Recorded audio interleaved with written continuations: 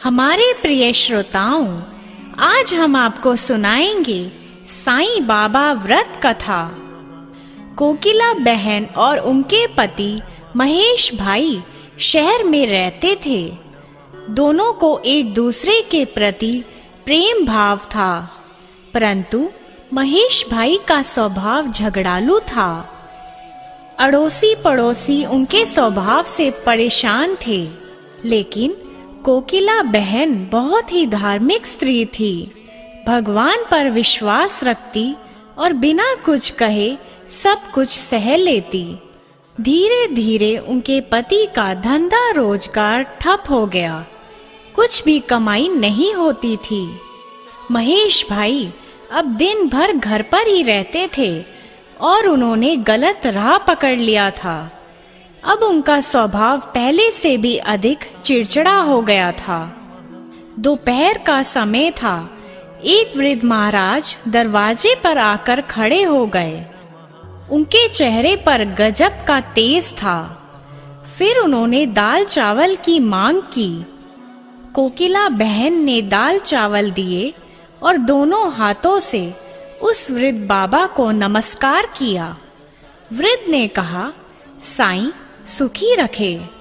कोकिला बहन ने कहा, महाराज सुख किस्मत में नहीं है, और अपने दुखी जीवन का वर्णन किया। महाराज ने श्री साईं के व्रत के बारे में बताया।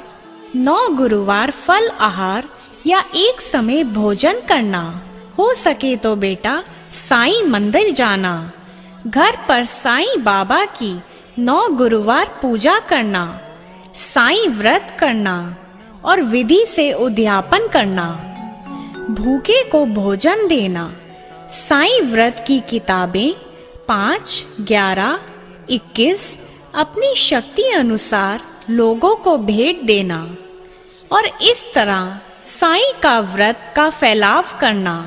साईं बाबा सबकी मनोकामना पूर्ण करते हैं, लेकिन साईं बाबा पर अटूट श्रद्धा रखनी जरूरी है। जो ऊपर दी गई विधि से व्रत और उद्यापन करेगा, उनकी मनोकामना अवश्य पूर्ण करेंगे।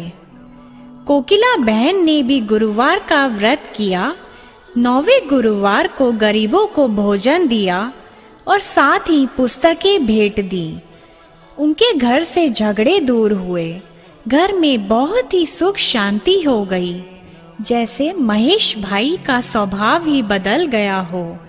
उनका धंधा रोजगार फिर से चालू हो गया।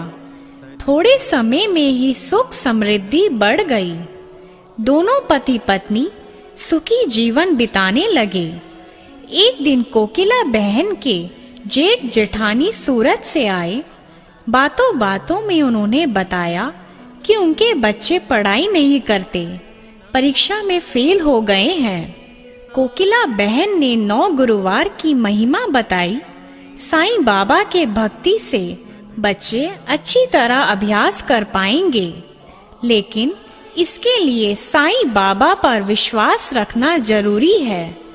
साईं सबकी सहायता करते हैं। तो आइए सुनते हैं साईं बाबा की व्रत की विधि। 9 गुरुवार फल आहार करके अथवा एक समय भोजन करके यह व्रत किया जा सकता है, और 9 गुरुवार तक हो सके तो साईं मंदिर के दर्शन के लिए जाने को कहा, और यह कहा कि यह व्रत स्त्री, पुरुष या बच्चे कोई भी कर सकते हैं। 9 गुरुवार साईं फोटो की पूजा करना, फूल, दीपक, अगरबत्ती आदि करके प्रसाद चढ़ाना चाहिए और साईं बाबा का स्मरण करके आरती करनी चाहिए। साईं व्रत कथा, साईं स्मरण और साईं चालीसा का ध्यान करना चाहिए। 9वें गुरुवार को गरीबों को भोजन देना चाहिए। 9वें गुरुवार ये साईं व्रत की किताबें अपने सगे संबंधी, अड़ोसी पड़ोसी को भेंट देना चाहिए।